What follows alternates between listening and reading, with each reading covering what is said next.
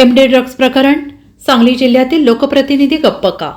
तस्करीचा आका कोण? गेल्या आठवड्यात मिरजेत नशेच्या इंजेक्शनचा साठा पकडला गेला. त्यानंतर कार्वे विटा MIDCमध्ये एमडी ड्रग्जचा कारखाना सापडला. 50 रुपयांच्या मोबाईल स्क्रीन गार्डसाठी नशेत खून होतो. तरीही सांगलीचा एकही लोकप्रतिनिधी, विशेषतः युवा खासदार, आमदार या गंभीर विषयावर एक चक्कार शब्द न बोलता गप्प का आहेत, असा प्रश्न सर्वसामान्य सांगलीकरांना पडलेला आहे.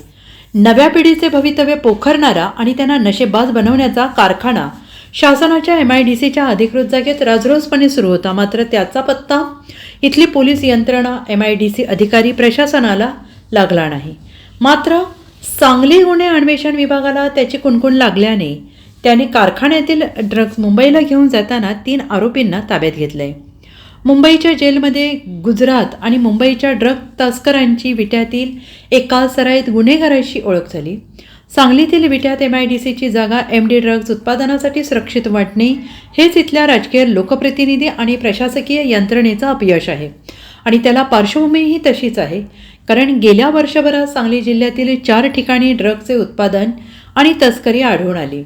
गेल्या वर्षभरात ड्रग्जचा साठा पकडण्याची पहिली कारवाई कुपवाड, त्यानंतर इराळी तालुका कवठेमहांकाळ आणि मांजर्डे तालुका तासगाव येथे झाली. त्यानंतर ड्रग्ज तस्करांना सांगली जिल्हा सुरक्षित वाटतो.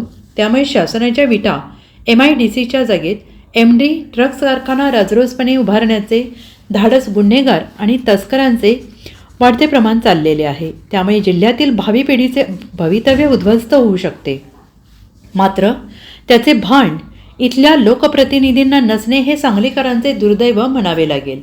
Bureau report, SVN Marathi, Sangli.